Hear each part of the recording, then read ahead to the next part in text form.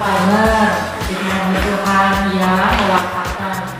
Nah, dengan keterbatasan tembok-tembok ini, perenungan apa nih yang didapat sepanjang 1,5 bulan ini? 2 bulan. Udah mau 2 bulan setengah ya? Boleh. Ya oke lah. Saya dilempar kembali. Ini kesaksian hidup. Ya puji Tuhan, melewati masa-masa lockdown, karantina sebenarnya, PSBB sebenarnya, kita nggak lockdown. Ya, jadi sebenarnya secara pribadi sih agak kaget ketika terjadi hal ini. Biasa rutinitas yang saya lakukan dalam pelayanan, mungkin hampir setiap hari itu saya ada job sebenarnya, bukan job lah, ada pelayanan ya. Artinya selalu keluar, selalu pergi, tapi ketika PSBB ini seakan-akan membatasi, tapi sampai-sampai saya terus berdoa, Tuhan mungkin ini momen yang Tuhan izinkan terjadi. Ini saya bilang ini momen sebenarnya. Saya lebih suka bilang momen, bukan lebih, supaya tidak lebih menakutkan, terlalu dramatis kedengaran, supaya lebih ini momen di mana Tuhan memberikan kesempatan untuk lebih diam di kaki Tuhan, melayani Tuhan secara pribadi, bukan cuman lebih kepada pelayanan pekerjaan Tuhan, tapi lebih kepada pribadi saya, lebih untuk melayani Tuhan secara pribadi. Memang waktu-waktu melayani Tuhan juga ada jam-jam pribadi untuk menyembah, tapi lewat momen ini Tuhan memberi kesempatan lebih, artinya lebih banyak waktu untuk berdiam di hadirat Tuhan, berdiam ya dengan Tuhan lah artinya. Tapi yang banyak saya lakukan cuman banyak worship aja. Saya cuman bisa menyembah Tuhan karena meminta pun cuman saya mau pikir ini jawabannya dari semua keadaan cuman Tuhan. Ya, jawaban dari semua keadaan yang terjadi ini kan karena Tuhan, karena seizin Tuhan, otomatis berarti sesuai daulat Dia aja. Waktu Dia yang terbaik. Kita nggak bisa memaksakan Tuhan karena yang terbaik ada dari Dia. Dan momen ini saya lebih pakai untuk banyak worship aja dengan Tuhan. Jadi bahkan doa-doa nafas yang sering saya bilang, dimanapun dia duduk, haleluya, puji Tuhan, itu ada selalu terungkapkan, lagi mengarahkan, mengonekkan diri dengan surga aja. Tidak membuat ya yang namanya kita hamba Tuhan juga manusia.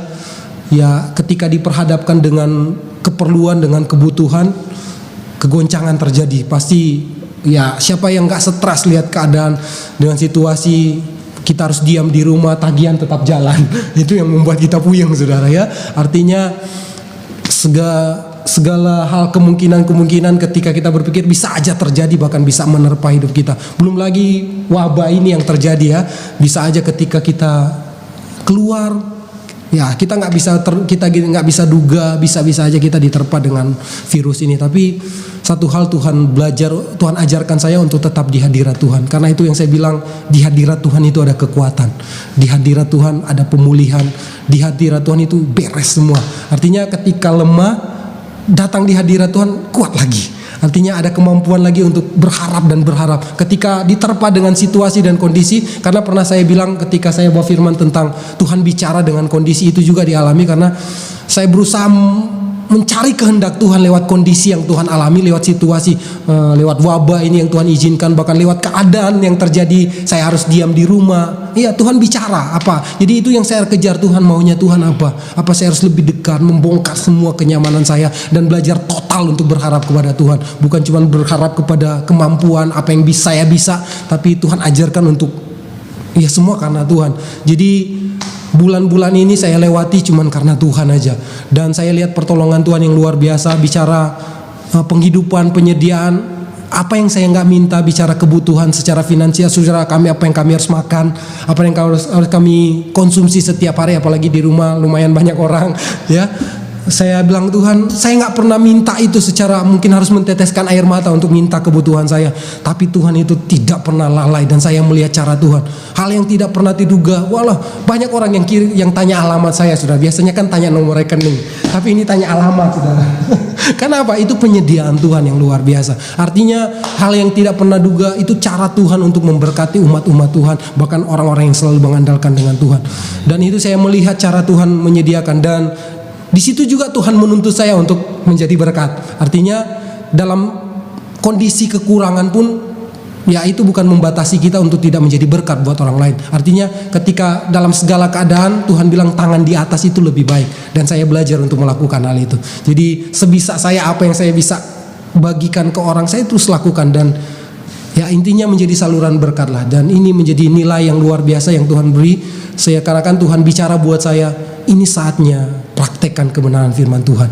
Yang kuat Tuhan bilang ketika saya nyembah, ini saatnya adalah di mana firman yang engkau tahu, yang engkau dengar, bahkan semuanya yang engkau dapat dari Tuhan, ini adalah momen di mana engkau praktekkan firman Tuhan itu.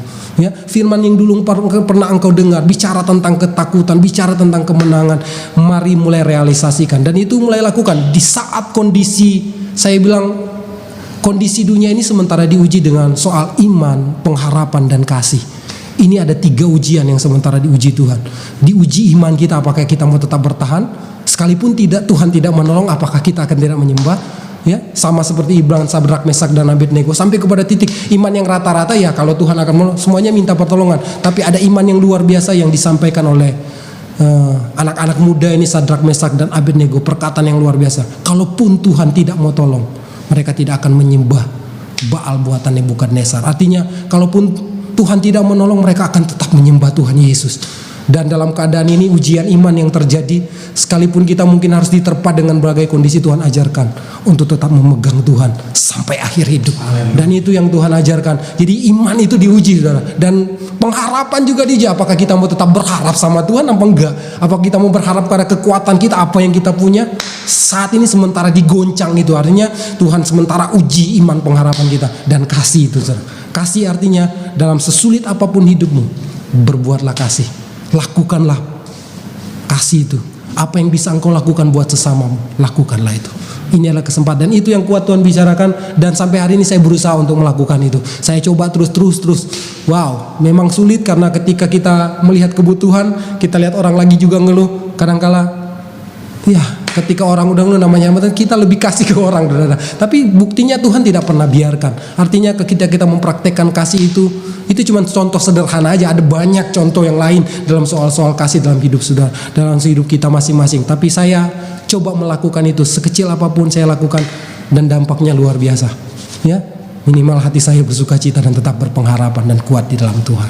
Mungkin itu dulu, Mister Jack tambahin kesaksiannya. Tepuk kaki, tepuk tangan dulu. Itu tangan, haleluya. Kalau saya tuh gini ya, setelah pemerintah terapkan PSBB ya, Saya harus tengok Mr. Jack. saya lihat banyak orang mulai pertama stres. Banyak sektor kita lihat alami luar biasa dahsyatnya ya. Sektor ekonomi tentu di sini semua orang merasakan. Pasti ya, pekerjaan ya kacau balau lah. Mungkin boleh juga merasakan. Pak Andra juga merasakan, ya, saya juga merasakan, gitu ya. Semua kita merasakan. itu sektor yang paling besar. Dia tidak pandang kita percaya, dia tidak percaya, semua sama. Artinya semua mengalami ini. Nanti saya kaitkan dengan apa yang Pak Wen katakan tadi. Nah, dalam kondisi itu saya lihat banyak orang stres. Kebetulan di Tangerang itu kan banyak tembok ya, sampai orang maki-maki itu di tembok gitu ya, tulis corona berlalah gitu ya. Ya sampai tulisnya juga agak aneh-aneh gitu kan. Dagangan sepi, lockdown, tapi tulisnya don't lock gitu, don't lock, jadi tulisannya itu don't lock. Pokoknya ciri-ciri bahwa orang ini sudah pada stresan, tulisannya salah-salah gitu kan. Saya melihat di situ. Kemudian kondisi ini, saya ingat yang dikatakan Pak Willy tadi, memang kita tetap dituntut untuk percaya. Percaya artinya bahwa dalam segala situasi ini kan yang terjadi ini kan ini seizin Tuhan, bukan karena karya orang untuk mengadakan faktor perang biologis dan seterusnya, bukan. Saya melihat mengajarkan kita itu sebenarnya begini ya, hal yang tidak pernah kita pikirkan. Orang yang super sibuk akhirnya kan dengan anak, dengan istri itu berkumpul di situ, ya kan? Orang yang selama ini tidak berpengharapan dengan kondisi ini, semua orang berdoa. Semua orang berharap mencari Tuhan masing-masing dalam hal itu ya. Tapi kita tetap berharap kepada Kristus. Jadi kondisi seperti ini, mau tidak mau berharap sama siapa ya? Kita kan berjauhan, gitu kan? Kalau masih gereja sih kita masih bisa berbicara, saling menguatkan, saling ini. Mungkin dunia internet kita bisa saling kuatkan juga. Tapi kan dunia berkumpul ini kan sudah tidak lagi. Kita dunia yang abstrak sementara ini kan. Tapi di situ justru itu kita berharap kepada Tuhan. Gitu. Saya melihat di situ. Jadi penyakit ini sebenarnya mengajarkan kita supaya kita tetap dekat dengan Tuhan. Ya. Dia dekat dengan Tuhan, baik secara pribadi maupun secara berkeluarga. Tentu yang dimerasakan orang-orang yang super sibuk itu akhirnya mereka berkumpul kembali dengan anak istri mereka. Semuanya ini suatu teguran untuk mereka yang sibuk supaya kasih waktumu dong sama anakmu, istrimu. Ya, selama ini kan kamu sibuk tuh. Ya, orang bepergian kemana-mana, akhirnya mereka berkumpul. Sampai akhirnya keluarga mereka baik itu dan seterusnya. Saya melihat itu. Jadi ada ekonomi, ada dampak positif tadi bahwa secara masyarakat, keluarga, COVID ini membuat orang-orang untuk melihat bahwa ternyata waktu saya kebijakan dulu tuh nih habis di usaha, habis di pekerjaan, lupa sama anak, lupa sama istri. Sekarang dengan ini saya melihat bukan berarti setelah penyakit ini kemudian kembali lagi, bukan, mendidiknya seperti itu. Hal yang ketiga tadi bahwa kita tetap berharap ya, berharap walaupun kondisi itu kita tetap di dalam pengawasan, di dalam kontrolnya Tuhan supaya kita tetap setia. Saya percaya bahwa ini akan berlalu. Tuhan ini semua seizin Tuhan. Dia memberi peringatan, dia mengizinkan ini terjadi, tapi dia akan mengakhirinya. Sampai semua orang sudah tergerak, dia akan bertindak, gitu kan? Nah, ya, Tuhan berkarya di sini. Itu dari saya. Haleluya. Puji Tuhan. Haleluya. Ya, jadi dalam acara stok kali ini, seperti Bapak-Bapak sudah jelaskan, secara manusia kita memang pasti akan cari Tuhan. Ya. Pertanyaan berikutnya untuk Pak Weni dan Mr. Jack. Ada Najwa siap nih. Talk show. Apakah selama 2 bulan ini sesuai dengan panggilannya masing-masing dan menilai masing-masing, apakah sepanjang 2 bulan ini sudah hidup secara maksimal atau belum seturut dengan panggilannya Pak Weni sebagai hamba Tuhan, Mr. Jack sebagai guru? Jadi pertanyaannya, apakah sepanjang 2 bulan ini sudah menurut penilaiannya masing-masing sudah hidup dengan maksimal? Dan penjelasannya Sesuai firman ya, konteksnya sesuai firman. Kalau saya boleh bicara dulu ya. Kalau profesi sebagai guru ya tugas tanggung jawab maksimal dikerjakan ya. Kita melaksanakan tugas mengajar, tugas memberi arahan-arahan kepada murid secara online, itu tugas maksimal sih dalam hal ini sih tidak sekarang, tapi karena kita tuh memberikan tugas tidak secara tatap muka dan anak-anak tentu mendapat pelajaran ya segitu aja gitu kan. Kadang-kadang kita memberi tugas nih 7:30 nih, nanti dia kumpul jam 6 sore gitu kan. Kenapa? Karena semua mengalami kesulitan ekonomi. Anak itu mau mengerjakan tugas tapi tidak ada paketan internet, dia harus tunggu dulu kapan dikasih duit sama orang tuanya, dia beli paket dan seterusnya. Maksimal kita melaksanakan tugas kita, profesi kita ya, dari segi profesi guru, dari segi bergereja, berjemaat, saya lihat bahwa kita masing-masing dididik ya dalam hal ini untuk mandiri secara iman. Itu saya lihat itu. Apakah dalam kondisi begini justru kita berleha-leha, justru kita anggap sudahlah, gembala kita tidak melihat kita, saudara seiman kita tidak melihat kita, lalu kita tidak berusaha? Tidak, justru dalam kondisi seperti ini kita masing-masing itu bergaul dekat dengan Tuhan. Itu saya rasa bahwa kemaksimalan itu ada di situ. Yang pertama profesi kita, yang kedua panggilan iman kita menuntut kita untuk kita bekerja, berusaha melakukan sesuatu yang memang tanggung jawab iman kita untuk kita buat setiap hari. Oke, itu dari saya. Ya, kalau dari saya, kalau bicara maksimal untuk pelayanan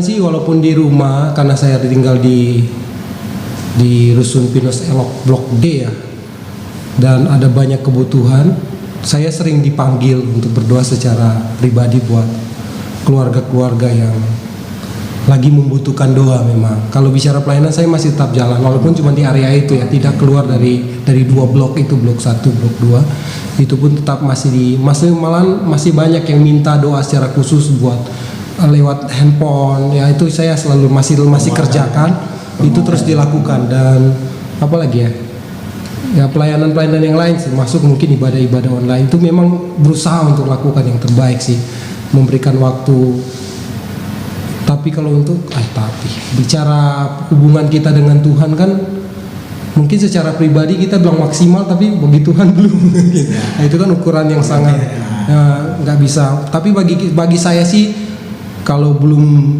orang Manado bilang belum lepas semua, maksudnya belum apa ya, kalau bicara maksimal kan ukuran maksimal kan sebenarnya kalau bilang itu jadi relatif kalau buat saya sih. Kalau usaha, memang sih saya berusaha melakukan yang terbaik. Semaksimal mungkin untuk Tuhan. Tapi kalau bicara kita punya standar tertentu yang dulu pernah kita lakukan, kayak dulu saya pernah doa semalaman tiap hari, terus kita ukur dengan sekarang, beda. Berarti masih kalah dengan yang lalu. Sekarang cuman biasa banyak doa.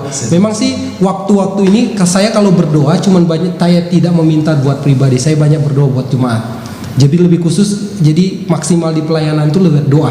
Saya merasa ukuran saya bilang maksimal di pelayanan itu doa. Jadi secara spesifik saya bisa mendoakan.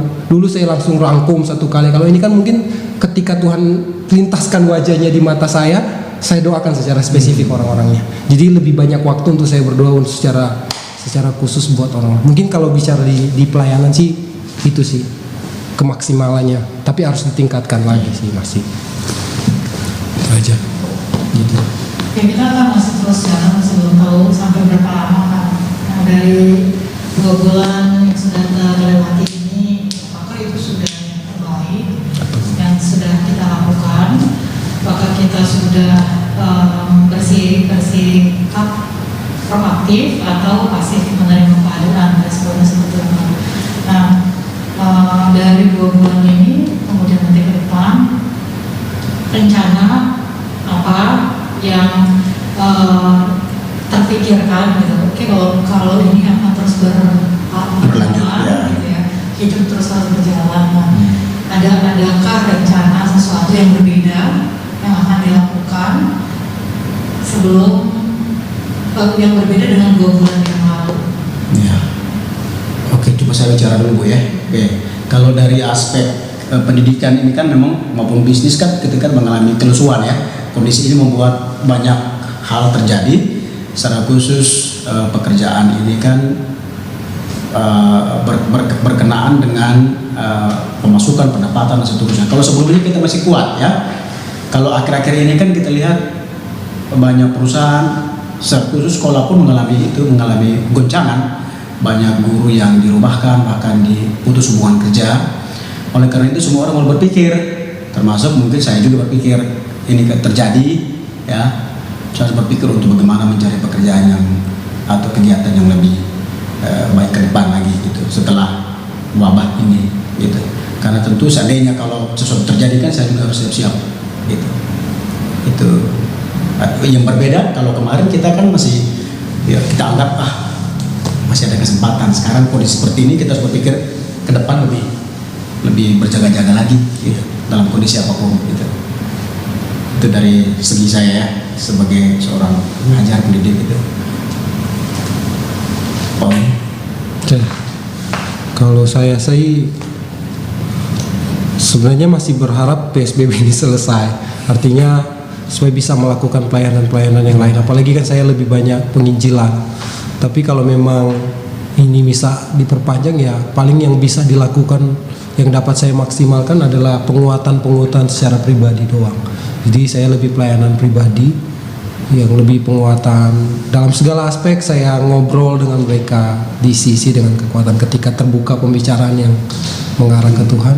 Disitulah.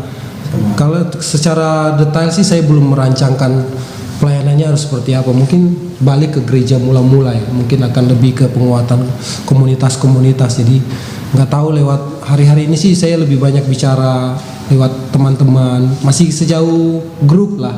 Kalaupun ngomong, bahkan kalau ketemu orang baru ngomong, dihubungkan dengan masalah ini, maka kita nyadarkan tentang Tuhan. Ketika ngomong soal ini, yalah belum selesai ya, kesempatan kan misi untuk saya bicara Tuhan. Tapi untuk planning yang lain sih belum ada lebih, karena memang satu sisi di keluarga juga berpikir ke depan seperti apa, apalagi kalau berpikir tentang pekerjaan, otomatis kan akan beralih kepada penghidupan. Bicara tentang perjalanan, mungkin coba usaha-usaha yang lain dan lain-lain yang coba kita lakukan. Ya itu juga masih tetap digumuli sih, belum ada. Walaupun sementara dikerjakan apa yang bisa aja.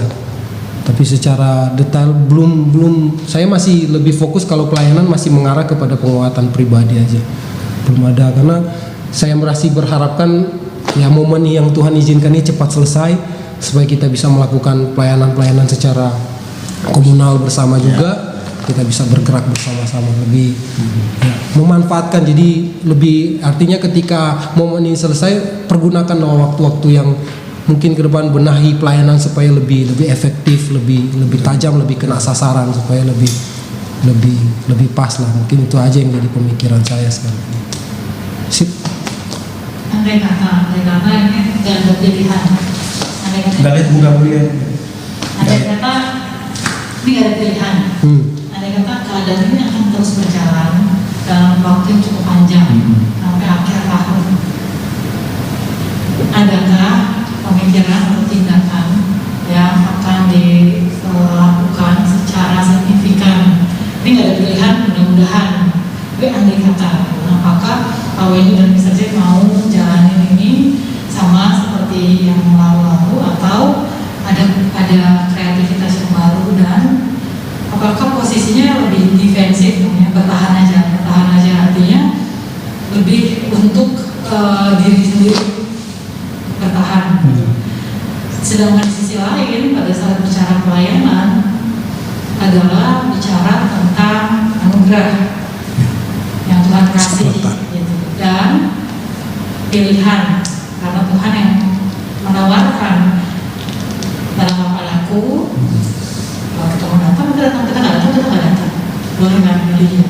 Nah, andai kata COVID ini akan panjang, apakah sebagai orang yang dipanggil melayani Tuhan mengambil posisinya lebih ke bertahan atau melakukan pelayanannya dengan yang seharusnya? Itu sih jadi pertanyaan. Soalnya buat saya tergelitik aja ini. Pelayanan anugerah. Tapi keadaan kok membatasi? Apakah betul? Karena pembatasan ini akhirnya pelayanan pun harus dibatasi. Nah, saya mau Bapak sharing menurut Bapak, ini gak ada pilihan, jadi jangan ada pemikiran mudah-mudahan akan enggak. Pertanyaannya kalau yang terjadi dengan untuk waktu yang cukup panjang, kira-kira kita sebagai orang yang meresponi panggilan Tuhan itu dalam pelayanan, adakah hal yang berbeda? Teman-teman bisa pilih siapa aja ya, mau orang pintar, yang orang kaya, yang mau betul. Boleh. Tapi dia panggil kita. Nah, terus kita bilang, Tuhan, keadaannya begini. Nah, saya mau sharing karena itu juga jadi satu perenungan. Kalau menurut saya, Bulia dan teman-teman yang ada hari ini, apa yang sudah kita kerjakan, kalau secara pribadi, kondisi apapun saya tetap fight. Dari segi iman ya, saya tetap fight. Justru saya merindukan kapan kita bisa berkumpul kembali secara berjemaat. Tapi secara pribadi, saya melihat bahwa karena semua orang mengalami hal yang sama. Ini bisa cek, andai kata COVID terus kita nggak akan bisa berkumpul, apakah kita nggak akan melakukan apa-apa? Gimana Bu? Andai kata COVID ini panjang terus, dan gereja nggak bisa berkumpul. Nah, apakah Mr. Jack akan diam saja menunggu atau apa? Kalau saya ini pernah berpikir begini, pikiran bodoh saya begini Bu ya. Saya lihat kok orang-orang seberang, mereka nggak peduli. Mereka berpikir, wah kita harus tetap berdoa bersama-sama, sekalipun kondisi seperti ini. Saya pernah berpikir begini, apakah kita perlu juga melakukan itu? Bukan dalam hal ini melawan pemerintah, tidak. Toh mereka buat begitu, pemerintah tidak tangkap mereka. Mereka tetap berdoa. Artinya apakah secara berjemaat kita tutup maju seperti itu, seperti mereka, atau kita dalam hal ini tanda petik kita takut? Kalau secara iman pribadi tentu tidak ya. Secara berjemaat berani kan kita mengambil risiko. Dalam hal ini saya pernah berpikir begitu. Karena di mana-mana mereka tetap santai aja. Mereka berdoa, sholat, kesatuan juga biasa saja sih, berkumpul bersama-sama. Toh baik-baik juga, gitu kan? Saya pernah tantang itu dan saya dikritik, saya dimaki-maki gitu kan. Lu sok beriman bukan? Tapi kalau kita tetap begini, kapan kita mau maju? Iman dan nekat beda tipis ya. Ya. Kapan kita nekat, kapan kita beriman? Ini sudah terlalu lama kita berdiam diri dalam pengertian ini. Berani kita maju gitu. Jadi saya di habis-habisin waktu itu.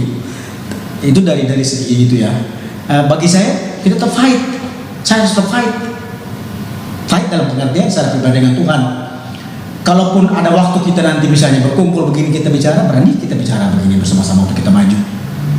Karena kalau kita tidak berkumpul juga memang agak susah.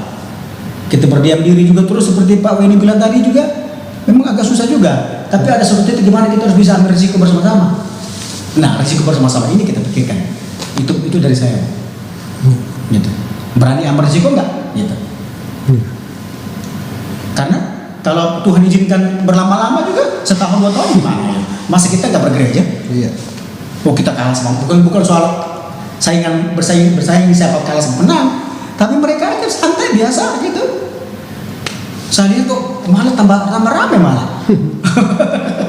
Artinya mereka juga berpikir wah untuk apa kalah sama penyakit ini gitu kan? Toh dia berpikir begini, doa tetap akan mati, tidak berdoa juga tetap akan mati. Kesiapan. Gitu. Itu dari saya begitu Bu, tetap fight gitu. Ya. Saya sih kedapat seperti yang saya ngomong ke Ibu Lia ya minggu lalu ya waktu syuting ya. Saya bilang kalaupun ini tidak akan selesai, mau tidak mau kita harus hidup berdampingan dengan virus ini. Dan pemerintah udah keluarin statement yang sama. Artinya sebelum ada virus ini ya otomatis kita menjaga kedisiplinan. Sebenarnya bagi saya sih ketika mau wabah ini terjadi bukan soalnya saya masih ke rumah sakit doain orang. Masih diminta tapi kan nggak perlu saya kasih. Artinya saya tidak pernah takut, artinya kalau Tuhan mau ambil ya ambil. Permasalahannya kan saya bilang ada di kesiapan semuanya kan. Yang paling berat kan di kesiapan, kita nggak siap artinya kita belum selesai dengan diri kita, masih belum selesai dengan dosa. Yang kedua yang bikin berat kok sebenarnya apa? Karena masih ada orang-orang yang kita sayangi. Artinya kita nggak tega tinggalin keluarga kita. Itu bagus lah. Tapi yang kalau yang pertama kita belum selesai itu bahaya bagi orang Kristen, harus selesai dong. Artinya saya bukan takut dengan hal ini, tapi kita kan mengikuti juga aturan pemerintah ketika belajar dan kita ikutin aja waktu di mana kita berdiam di hadirat Tuhan seperti yang saya bilang tadi. Tapi kalau memang ini akan terus berlangsung seperti saya bilang tadi, mau tidak mau kita akan berdampingan. Apakah virus ini akan membuat kita kalah? Enggak. Saya selalu pegang statement dari ada seorang motivator yang bilang ini, bahkan dia juga pernah saya dengar dari seorang coach ya, pelatih sepak bola. Pertahanan yang terbaik adalah menyerang. Ya itu mungkin bahasa kalian bisa terjemahkan. Ya. Pertahanan yang lebih baik adalah menyerang. Artinya siapa yang kita serang? Ketika Satan menyerang orang-orang lewat wabah ini memberikan ketakutan, kita berdiri memberikan kemenangan buat mereka. Ini justru ini kesempatan kita melayani justru.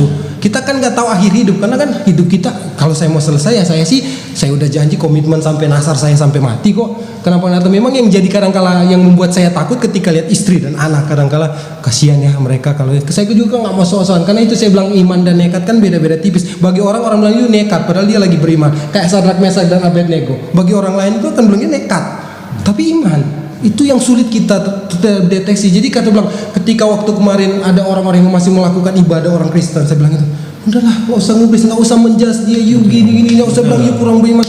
Iman dia dengan Tuhan yang lihat. Kalaupun dia mau habis di situ yang penting kan Tuhan lihat kapasitas dia. You nggak usah menjas dia, you bego, udah mulai kata-kata begitu. Aduh, saya miris dengan orang-orang Kristen saling menjudge begitu. Kenapa harus keluar statement. Jadi artinya kalau ini tetap bertahan, ya pertahanan yang terbaik adalah menyerang.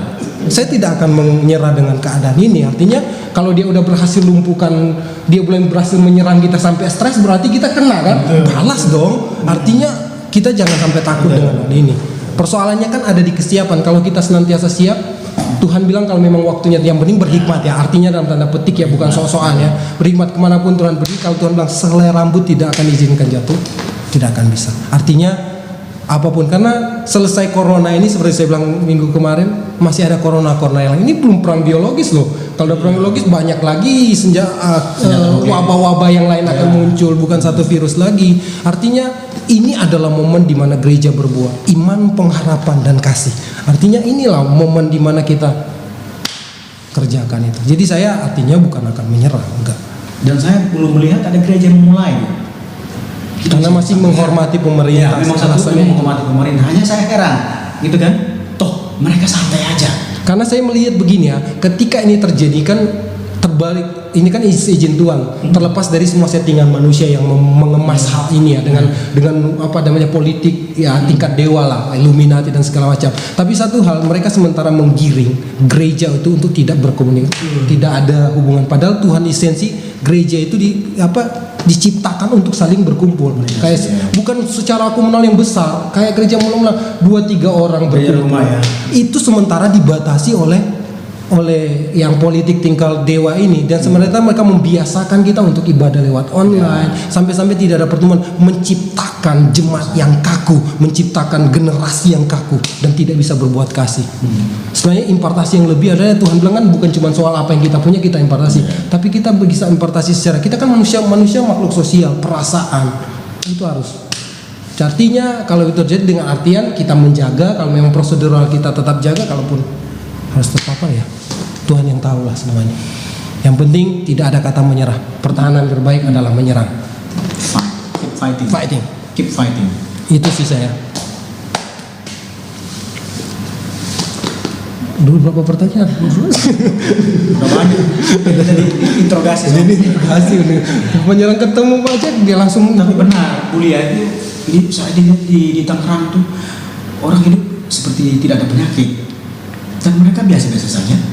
Mereka sholat berjamaah juga itu ramai, penuh. Tidak ada hari Ramadan begini. Biasa juga mereka sholat juga. Jadi nggak ada mereka berpikir untuk apa sih takut-takut sama penyakit. Bisa belajar dari situ untuk apa? Memang sih realistis, kayak saya ketika pulang pelayanan, Tuhan jangan sampai ini karena saya kebablasan lagi, soal kan pulang ke rumah takutnya saya kuat, takutnya saya membawa virus ke anak atau istri. Iblis serang itu loh. Tapi kan ini realistis loh, ini yang terjadi dalam kehidupan saya ketika saya keluar. Tuhan jangan-jangan ini karena pikirnya saya bukan sosok ya kan, orang udah minta, nggak mungkin kan masa pendeta takut banyak. Kita jadi butuh kan Pak, kan butuh cuman datang doa. Nah, mereka juga pakai standar operasi, saya nggak perlu dekat, cuma yang mending doakan aja gitu. Tapi sampai di sana mereka merasa diberkati. Tapi pulang saya yang diserang. Tuhan, serang bukan apa ya? Pikiran saya ini kan kayak apa aja orang-orang sosok. Mungkin saya kan nggak takut, tapi kan ketika itu nanti bawa penyakit. Berita muncul lagi, seorang bapak pulang, anak-anak terpapar gara-gara jaket ya. Saya tambah lagi pasun. Tapi di hadirat Tuhan, ketika saya menyembah Tuhan dapat kekuasaan. Itu yang saya bilang. Jadi masuk ke hadirat Tuhan jadi bebas lagi. Yang namanya manusia rentan loh. Saya kan bukan super juga kan. Kalau saya melihat yang terjadi seperti Pak Weni ngomong, ada waktu mungkin ya kita juga lesu ya, karena kita tidak bertemu, kita jenuh, kita pengen rindu kembali berkumpul. Mungkin kelompok-kelompok sel itu kita harus hidupkan. Di situ kita saling menguatkan. Tetap kita ikut prosedur pemerintah, nggak apa-apa kita duduk berjalan jauhan. Yang penting 5 orang, kayak begini nggak apa-apa jadi masalah. Yang penting apa? Prosedur itu hidup kembali. Persekutuan itu. Gereja mula-mula itu usul saya kalau diterima gitu. Dan itu penting. Kenapa? Karena kalau semakin hari kita jauh tanpa kumpul komunal, jadi nggak perlu kumpul banyak, kumpul gereja. Seperti yang sudah terjadi sekarang kan, kelompok Bekasi, kelompok mana gitu kan, itu tetap jalan gitu. Jadi maksudnya apa ya? Kebersamaan sekesahabat gereja tetap ada. Kita saling menguatkan di situ, gitu kan. Selama ini kan kita hidup seolah-olah sendiri-sendiri, gitu kan. Selama 3 bulan ini kan. Gitu. Kalau ini pun berlanjut seperti bilang Bu Lia, mau tidak mau kita harus ada terobosan seperti itu. Kita nggak bisa berdiam diri terus, gitu. Itu dari saya. Ya, jadi esensinya yang terbuyarkan atau tertutup dengan cara yang biasa yang kita lakukan saat ini nggak bisa dilakukan. Sebetulnya poin utamanya itu ada dan bisa dilakukan dengan berbagai cara. Ya, betul. Dengan cara yang sama. Betul. Kalau kondisinya akan terus bertambah, ya. Nah, cuman kita kehilangan arah karena kita terbiasa dengan gaya itu. Gaya bergereja bersama, padahal esensinya sebenarnya persekutuan. Membangun pola, persekutuan. Kita harus bangun pola. Persekutuan itu penting. Saya sih dapat kuat itu komunitas. Jadi karena Tuhan akan bergerak di komunitas, tidak akan bergerak secara. Jadi gereja kan akan diratain. Sekarang kan Tuhan lagi hajar gereja sebenarnya. Karena gereja kan sibuk dengan ritual. Bukan berarti Tuhan nggak senang ya. Artinya kadang-kadang kita lebih fokus kepada panggung, tapi tidak kepada esensi penyembahan sesungguhnya. Nah itu yang Tuhan hambas. Tuhan bilang, gue nggak tertarik dengan penyembahanmu di gereja, gue tertarik dengan penyembahan pribadimu. Nah secara komunal, bukan musik yang kita cari kan, saling penguatan. Kita menyembah bersama-sama. Wow, gereja mula-mula. Gereja itu yang Tuhan sementara balikin esensinya. Kita kembali ke gereja mula-mula. Sekarang intinya mungkin ada niat baik dari kita untuk mau nggak, komitmen untuk mau nggak gitu. Kalau misalnya kita berempat mau, yang lain juga harus paling tidak ikut juga gitu. Jadi paling tidak kan gereja kita tetap eksis secara komunitas, kita bertumbuh terus sharing seperti ini dan seterusnya. Kan di sini kita kuatnya kan. Di rumah itu setiap hari Minggu itu ibadah. Yang datang saya tidak pernah undang orang, mereka yang datang sendiri. Di setiap hari Minggu selesai saya ibadah online, itu di rumah itu selalu ibadah. Selalu saya lakukan. Bukan sampai detik ini.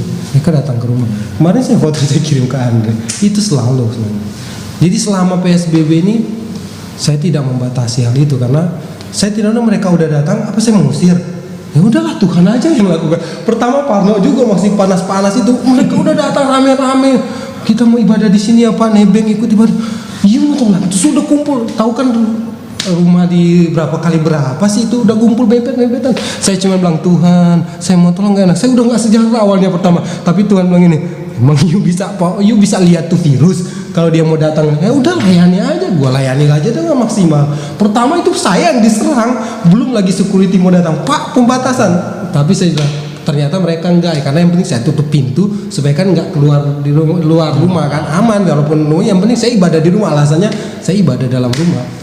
Saya lakukan sampai hari ini. Udahlah, saya bilang habis nggak mau gimana lagi. Benar. Saya udah ketakutan juga, wah ada istri ada anak, belum lagi di rumah aja udah 6 orang, tambah lagi orang datang. Aduh, Memang ada waktu kita nekat.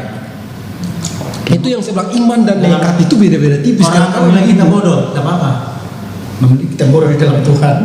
Kayak kemarin yang ada seorang ustadz yang ngomong gimana ya, yang NTT ya itu bilang, kalau pemerintah mau larang kita beribadah, tutup dulu pasar. Kalau di pasar mereka berdemet-demetan, masa kita dilarang? Saya bilang, iya juga sih, cuma you terlalu emosi. Saya bilang, you terlalu emosi ngomongnya. Dia yang di viral itu dalam hati juga terlalu, saya ketawa karena dia terlalu emosi marah-marah. Tapi hebat ya. Tapi hebat kalau dia begini, iman begitu. Orang tiap hari itu saya lihat di pasar, itu ribuan orang berkumpul. Kan, Tapi setelah mereka keluar dari pasar nggak ada kena penyakit. datang gimana takut kumpul ya. Itu yang Justru di situ kumpul penyakit pastinya kan. Oke, terima kasih Bapak-bapak. haleluya. Kita yang takut jadi penyakit. Saya tutup Menstock hari ini dengan pertanyaan untuk semua yang mendengar, apakah persekutuan itu ada di dalam